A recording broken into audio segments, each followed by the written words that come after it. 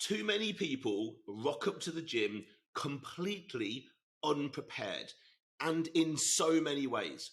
And the results are then a suboptimal training session. And guess what that means? Yep, you've guessed it, suboptimal results. Now ask yourself, is this what you want? Or would you prefer that you extract everything you possibly can from every training session to make sure that you maximize your success and progress?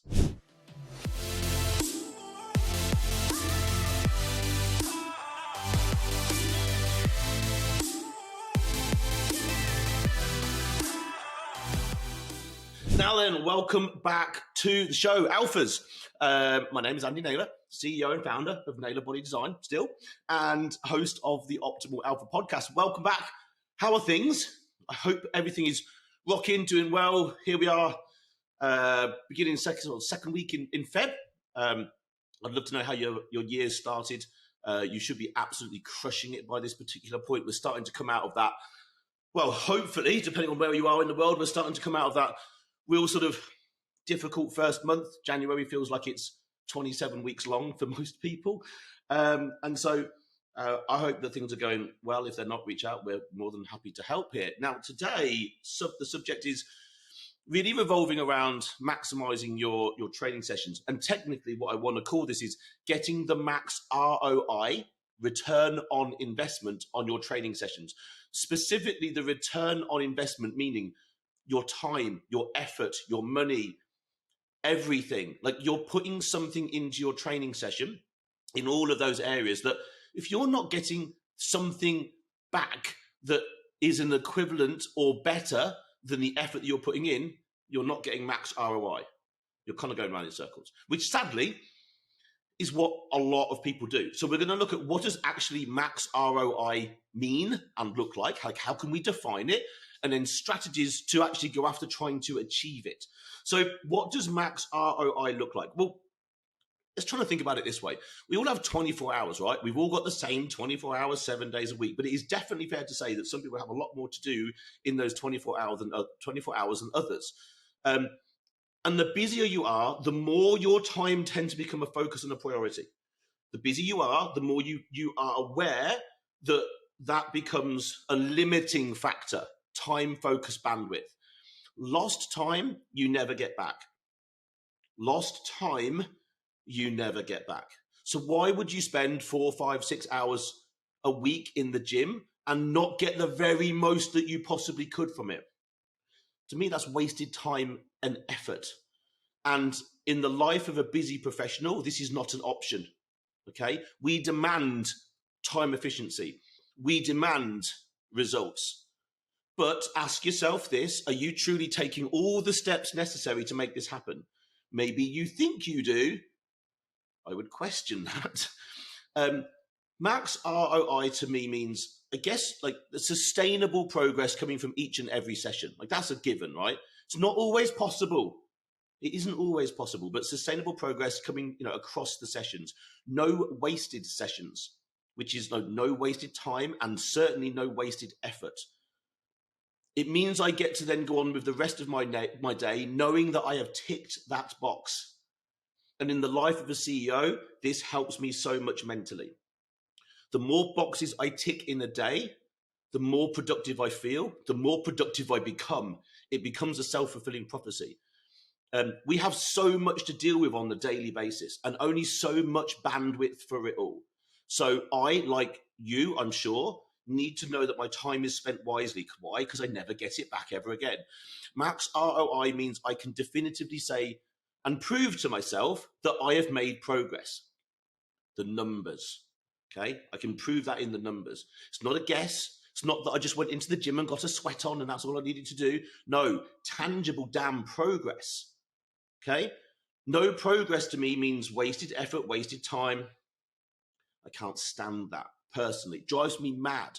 The older I've got, and I'm now a wise old 44, it gets clearer to me that I simply cannot waste time. Certainly when I'm doing something that I'm supposed to be getting rewarded for, i.e. progress in the gym. And if it's something that I'm investing so much of my time into, then I have to put the strategies in place to make sure that each one of those sessions does something. It rewards me. Like, you most likely have a business to run, or you're probably high level in someone else's business. Okay. You've probably got a family to care for. So you need technically to max your return on your investment. You've got to get the most out of it. You really do. Otherwise, go do something else. They're my thoughts on what this max ROI means. Okay. So strategies. How are we going to actually achieve this? Like, what on earth do we do to actually start to think, well, how do I go about getting the maximum return on my time investment in the gym? So I would suggest to begin with, it's all in the setup. And I don't just mean what you do in the 60 minutes pre-training. We could say it actually starts right after your current training session. We could even say it starts, the setup starts at the beginning of the week. We could even say the setup for today's session actually started 4 weeks ago. It's all of these, in fact. Your setup for each session is cumulative. In other words, it's constantly happening. It's ongoing. And as boring as this is, it completely revolves even around your ability to be consistent. Yep, boring old consistency yet again. Do you know how often that word comes up? Consistency. Do you know how difficult it is for people to do? Very. If you could be more consistent, you'd make a lot more progress. Anyway, here are some, an actionable list of just stuff, thoughts, actions, strategies, tactics that came to my mind when I was sort of thinking on this particular subject. There's a few here. Some of them are going to be really obvious. Some of them you've heard me and many other people talk about before. But sometimes repeating the things that are obvious is worthwhile. So let's start with us, you, our bodies and our minds, because this is a given, but we should cover it. So maintain a constant hydration level. Constant. Not 2 liters today and 4 tomorrow and just coffee next. No, I mean constant, exactly the same. So, and a rule of thumb here is 1 liter per 25 kilograms of body weight, give or take, depending on where you live in the world. I drink 5 liters per day. And if you're watching this on YouTube, you'll see the bottle I'm holding up. It is now 2 p.m. No, it's not. It's 2:15. And I'm 3/4 of the way through my water. If you're watching this on YouTube, you'll be able to see exactly how far through my bottle of water I am. It's way over halfway. Basically, it's 2 o'clock and I've broken the back of my water intake already, which is what I want. I want it to peter off towards the back end of the day, so I'm not getting up through the night having to eat, but maintain a constant hydration level. And at the same time, balance your electrolytes, because if you're drinking 5 liters of water a day, then you need to be having the electrolytes to come in to do something with that water. Technically, sodium being the key one. Basically, keep a really constant, good, high level of good quality sodium coming in to do something with that water. Eat foods that like you, not the other way round. Eat foods that you digest well and sit well, not just foods that you like the taste of. Okay? And then digest well. If you go into a training session with really badly undigested food in your stomach, you've not set yourself up at all. You're going to have a lot of blood coming into your stomach for the digestion. Therefore, you are not going to perform well, and you're probably going to feel sick. So getting food in and making sure you digest it is just a simple, basic part of this. Hit your calories and macros daily. In the same way that you want a constant water intake, you want a constant level of food intake, energy intake. Sleep and wake at the same time. Yeah, get that circadian rhythm in place. Tell your body the rules that you want it to work within. Your body will fall into line if you give it the chance. Absolutely ring fence your sleep quality. My goodness, I cannot stress that enough. Ring fence. Treat with the highest priority the quality of your sleep. How quickly you fall asleep. Not that it's a race, but how quickly you fall asleep, how easy you find it to fall asleep, the depth and quality of your sleep, and then how good you feel in the morning. Track those 3 areas. A wearable can help here. Take time to relax your body. Baths, massages, mobility work, stretching. Those things can really help. Again, we're setting the body up. We're recovering and setting ourselves up for the next session. Meditation and box breathing, both for the body and for the mind and for the central nervous system. Again, things and little strategies that we can put in place. Manage your autonomic nervous system. Be understanding that there is sympathetic tone, parasympathetic tone, and a sort of line between the two, and you're a scale between the two, and you're somewhere on it all of the time. Learn to notice where you are. How stressed are you? How chilled are you? The people, generally speaking, the people with the best physiques are chilled. They're way more parasympathetic. So if you're running around with a relatively high stress level, deal with it. Stop just telling yourself that's the way that it is. Deal with it. Monitor your recovery from session to session. Are you starting to just accumulate fatigue? So recently I've been training a little bit, well, certainly harder and certainly more regularly than I'm used to. And I've just had to I've taken the last 2 days off to allow my recovery to catch up because I felt beat up. But I noticed that. I could feel that. I'm aware of what my body is telling me back. And it's like, it's saying, fucking well, rest, Andy. Like, let us catch up. So monitor your recovery abilities and how fast or slow it's going. Deal with niggles before they become an injury and a setback. Yeah, don't just push through something because you think you're fucking hardcore. No, you're not. You're stupid. Deal with niggles. Get them massaged out. Get them dealt with. Care for your body while at the same time hammering the living heck out of it in the gym. Okay? Few things there. Now, let's look at the training perimeter. In other words, what's happening right around training. So first of all, let's look at pre-training. I would suggest if you're going to eat more than 60 minutes pre the training. Why? So you've digested it. And probably eat things that you digest well. Not what someone else tells you to eat, but if you know that you digest a bagel with a scrambled egg on it well, then eat that. If you know that it's oats, then eat that. If you know that it has to only be a protein shake, then have that. 60 minutes pre-training. Wait until calm, just to think about this, wait until calm and recovered post-training to eat as well, while we're talking about eating. Don't think that you've got to walk out and suddenly get food down you the moment you finished your training. You don't. Know what you intend to do inside that session before you get in the gym. Understand the moves you're going to do. Know in what order you're going to do them. What numbers did you hit last week? Were they quality reps, therefore quality numbers? And which do you feel that you can beat this week, maintaining the highest quality of reps possible? You've just mentally set up what you're going to do. And it is fair to say that everything we ever do happens twice. Or I would say everything that we do that is intentional happens twice. One in our minds and then one in the physical world that we adopt.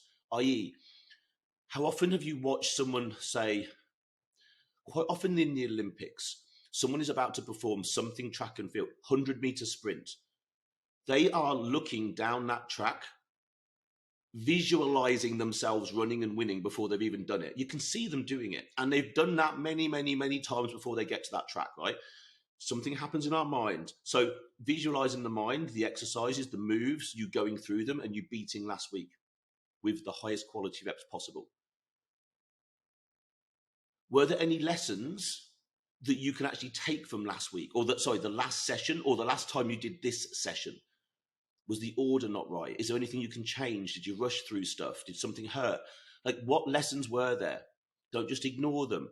This is a experiment. This is a game. Play the game. Don't just mindfully monkey brain go into each session hoping things are going to work. You will get out of it what you put in it. In fact, the gym is one of the fairest places on the planet. It is a level, to a degree, it is a level playing field. You will get out of it what you put in it. You put in shit reps, shit quality, shit mindset, you'll get shit results. You put in good quality reps, a sharp mindset, a commitment, you'll get results. Okay? Go in with a clear mental plan in your mind. Supplementational wise, caffeine before training certainly does help, but we would say not coffee. To my understanding, coffee can be quite vasorestrictive. In other words, it restricts blood flow to a degree. It's a vasorestrictor, so we actually want vasodilation, we want blood flow to be as easy as possible to wherever we're training. Okay, so things like, yes, caffeine itself would work in terms of a stimulant and helping us train harder. L-citrulline and arginine can certainly be useful in terms of vasodilation. They're great for that. Who doesn't want a pump when they're training? It feels good, but technically it means that we're flushing in nutrients and flushing out toxins of a muscle. Alphas, I interrupt this show with a simple message. This show is here to benefit you and your progression to the best version of yourself. But not only just you, it's also here to benefit the people around you, your loved ones, your friends, other alphas in your vicinity. So why not do a really cool thing today? Something that I would thank you for, and maybe someone else would. Share this podcast with at least one other alpha out there who you know would benefit from it. Why not share the information, share the ability for someone else to grow? I'm sure they would thank you. I 100% would absolutely thank you. This podcast only grows by our listeners, our followers doing amazing things like giving us 5-star reviews, downloading podcasts, subscribing, and then of course sharing it with other people. I thank you from the bottom of my heart. Share it with one person, and of course drop us a 5-star review, download the podcast, and of course subscribe. And now back to the show. Mental alertness can be very useful here. So we could be talking about things like nootropics. So nootropics are things that will essentially light up our brain and give us clarity of thought and drive mentally, but they're not really a stimulant. Alpha GPC is a really good one of these. Alpha GPC is a precursor to something called acetylcholine. Acetylcholine, among other things it does, is sort of the driver between you thinking about contracting a muscle and the muscle contracting. It's kind of the link between, part of the link between the two. So therefore, acetylcholine would be very useful before training, right? Alpha GPC is also good in just mental drive in and of itself. Alpha GPC works before a bout of work in terms of, say, I don't know, studying or creating something. It works well there. But certainly with its ability to help drive the central nervous system to contract muscle, be very smart. Sodium and water. So sodium, and well, obviously being hydrated, we've spoken about that, but having a little bit of additional sodium before training would be great. Sodium is a performance enhancer. It helps hydrate the right areas, and it additionally helps with actual muscular contraction. We're about to go and train. Muscular contraction is what we're going to do. Sodium will help. And then your pre-gym rituals. Now, this is like most sports people will have some sort of ritual, putting their kit on in a certain way, their bag in a certain place, the music they listen to on the way to the thing, whatever they're doing. Have your rituals. So for me, part of a drive or the journey to the gym, the music that I listen to, like packing my bag and putting certain things in there, like getting my logbook ready, looking at it before the session, making sure my bottle's full, just whatever those little things are, they become really useful. Basically use them to get your game head on. Those rituals are transporting you mentally out of the mundane, boring, shit normal world that it might be into your time in the gym. Some people can certainly just flip from one to the other. I need some sort of journey out of the world into the gym. And then back again can be useful, but get your game head on. The actual training session itself. Let's start at the beginning. I would suggest warm up the target muscles. So to warm up the target muscles, not just jumping on a piece of cardio equipment. Yeah, which is like, I warm up by walking on a cardio, I warm up by walking on a treadmill for 10 minutes, but you're about to train your chest. The fucking good is that? So yes, it's going to get your heart rate up, but you could have got your heart rate up while at the same time activating your pecs, shoulders, triceps, etc. Right? Why go and stand on a treadmill to walk? Like why? It makes no sense. Unless you live in a freezing place, it makes no sense to me. You will achieve far more by doing body part specific warm-up drills than you will ever do by walking for 10 minutes. So for example, when I walk into a gym, I walk straight up to a cable stack. And if I'm doing anything upper body, I do this routine. So I get a rope, I hang it on the top of a cable stack, and I will do tricep extensions. I will stand back and do sort of like a bicep pull to my head. Basically, I'm warming up biceps, triceps, and my elbows. I will then do some sort of straight arm pull down to sort of warm up back muscles. And then I'll then do on another cable machine, rotator cuff extensions, if you want to call them extensions. I've just spent time warming, and I'll go round a circuit of that. So I've warmed up my arms. I will then, of course, do ballistic stretching on my chest and activation work on my chest. So I've spent the same 10 minutes that you might have done on the treadmill. I'm ready to rock. I've got the same heart rate elevation you did, but I've done so much more. I'm now miles ahead of you. You now can't beat me in my training session because I'm ahead of you. I've taken actions that were just smarter than walking on a treadmill. Okay? Have your bag prepared when you walk into the gym. Make sure you've got your water, your lifting gear, your logbooks, your headphones, whatever you need. Make sure it's there. I know what it feels like walking into a gym, wanting to listen to music and realizing that my headphones were still charging on a side at home. It's really, really annoying. So make sure you've got your kit. Go in with your game head on. Mental attitude towards the session is everything.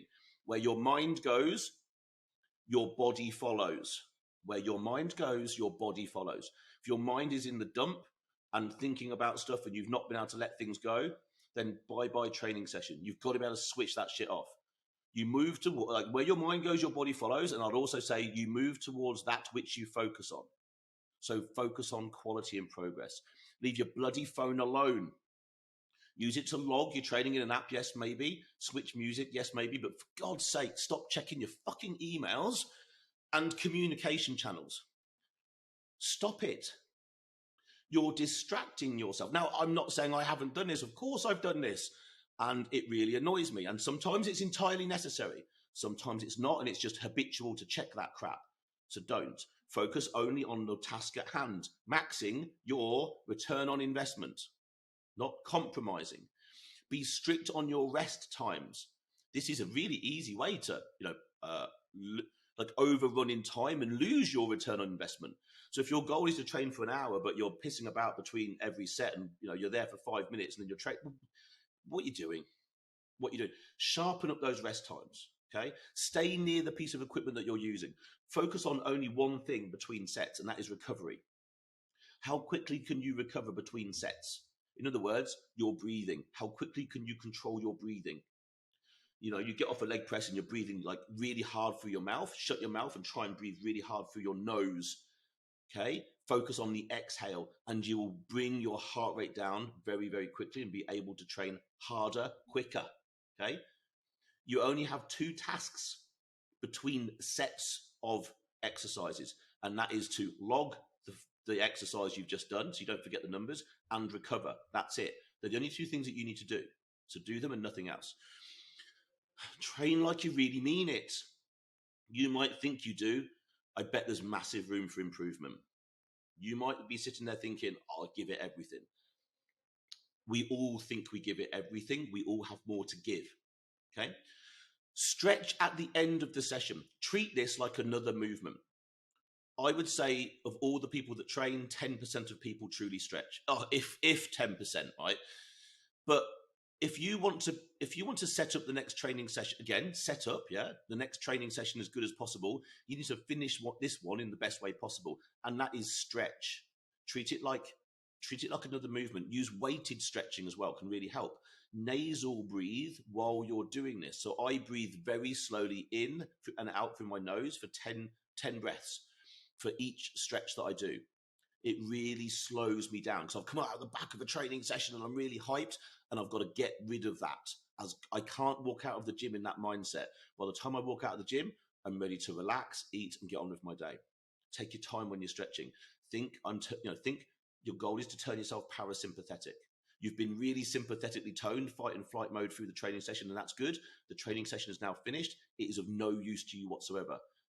Get yourself set up to become parasympathetic. Now let's look at the post-training perimeter. You're at the gym. Make any notes on the session while they're still clear. Did something hurt? Was something particularly good? Did you use a new piece of equipment that worked well? Whatever. Notice what happened. Yeah? Switch on your brain. Everything you're doing now is about max recovery. One of the things, in terms of supplementation, or one of the things I'd suggest you take is magnesium. Get out of the gym, take magnesium glycinate. It will help recover you and your central nervous system pretty quickly. Get some water in you. You are probably dehydrated at this point. Start drinking water. There is no need to eat immediately. There really, really isn't.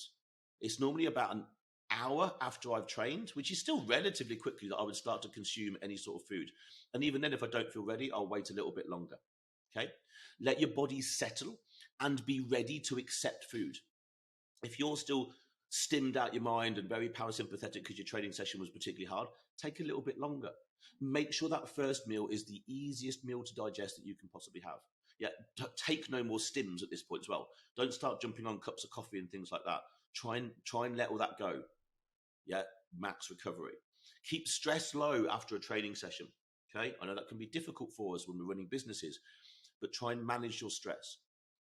Going back to that first meal after you've trained, this is most certainly, I would say, for most people, the ideal time to have your most amount of carbohydrates.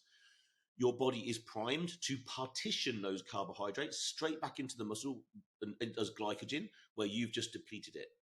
So technically, if you've just gone and done a massive, great big leg session, you would have depleted glycogen, so stored carbs and water from your legs, from your musculature in your legs. So you start eating carbs, your body's like, we know exactly where to send that back to. Off it goes back to the right place. Okay. And then just go about your day. Yeah. Just go about your day. And then speaking of the rest of the day, don't overthink this. Simply go and get done what you need to get done, because now you've got a whole bunch of other stuff like the rest of the day in terms of work and family. Hit your meals, hit your water, stay calm and relaxed as much as possible. Don't overthink this part. Pretty simple, the rest of the day. And then bedtime. So this is so sleeping, of course, is where you truly actually recover. It's where recovery really happens on every level while we're sleeping. So as I've always said, you should be ring fencing this. So this should have a massive focus in your life no matter what. Not only will it aid in the max ROI of the sessions, but it's going to help your whole day, your whole life. I would say quite comfortably that sleep is in the hierarchy of health after life, in the hierarchy of life after oxygen and water. I would say sleep comes somewhere near enough after that. Yeah, it's so important, and most people seem to put up with pretty rubbish sleep for decades. In the 3 hours before sleeping, stop eating. In the 2 hours pre-sleeping, no water, and in the 1 hour pre-sleeping, no screens. 3, 2, 1. 3 hours, no food. 2 hours, no water, give or take. 1 hour, no screens. Think about that. You're kind of landing your plane, and these are the little tick off boxes that you need to go through as you're landing your plane, just to make your life easier. Be consistent with your sleep and wake time. The more consistent with that you are, the more your body will fall into a pattern and into line. And then make sure that your bedroom setup is where it needs to be, so that your sleep quality is there. So you are recovering, so you're setting up the next session. And in terms of the bedroom, it needs to be super dark, no electricals, quiet. It needs to be cooler than the rest of the house. It needs to feel like you are essentially retreating to the back of the cave. That's what your bedroom should feel like. I've covered sleep so many times, and I will be doing a really in-depth sleep and stress podcast at some point really soon. So look, these are the points. There were so many other things that I could have put in here, and I don't think any of these things were rocket science, right? I doubt very much that I've mentioned anything I've just gone through that you really wouldn't have thought about. You could have probably easily sat down and come up with a very similar list. It's just now take those thoughts and ideas, and maybe some have stuck out. You're like, oh, that's definitely something I don't do. That's definitely something I haven't considered. And just begin to add these things in. Really, we're talking about thinking logically about what will help or hinder us. The more we can swing the pendulum towards the things that will help us, the more we're setting up each training session. Therefore, the better, the max ROI we get on the training session. And now you can see how this would become cumulative, right? Like all of these things are not do this once and get a great training session. It's no, you might not need to do all of these things, but technically none of them are particularly difficult. They're just habits. They're just habits, behaviors, lifestyle, choices. That's it. And these things will create momentum. So once you put all these things in place to the best of your ability, 3 weeks down the line, you're like a steam train at this point. It's going to be very hard for something to knock you off track. And if you are consistent, you'll be able to notice if something isn't quite working. And then you just, as the experiment goes, change something. So I'm going to leave it there. Thank you so much, everybody, for tuning in. I hope anything that I've mentioned today has been helpful in any way. Reach out if you want more information on any of this. We're obviously happy to help. If you've enjoyed the podcast, as I always say, give us a 5-star review. Thank you to everybody that has been giving us 5-star reviews. I read them all personally, and they're lovely to see. So thank you so much. Also, if anything that we're talking about here, you think someone who would benefit from this information, and you know them and you know that they'd benefit, then goodness, please share the podcast with them. Share that love. Again, I would massively appreciate that, and I'm sure they might do too. So share that with them. 5-star reviews, all that good stuff. So for now, alphas, I'm going to let you go and crush the rest of this week. And of course, hey, look, if you want to know a little bit more about what we do in detail and how we might be able to help you on your own particular journey, then I think there'll be a link in the show notes where you can book a call with myself or one of my team, and we'll run you through exactly what it is, and we'll talk to you about your specific health and performance, and what are the bottlenecks that you're facing right now that are holding you back from reaching, the you 2.0, how you want to look, how you want to feel, how you want to perform. There will be something that's holding you back. There always is. There'll be something or things that aren't aligned, and that's where we come in. Anyway, for now, I'm going to leave you to it. Go and have an amazing rest of the week, and I will come back and catch you next week. Cheers.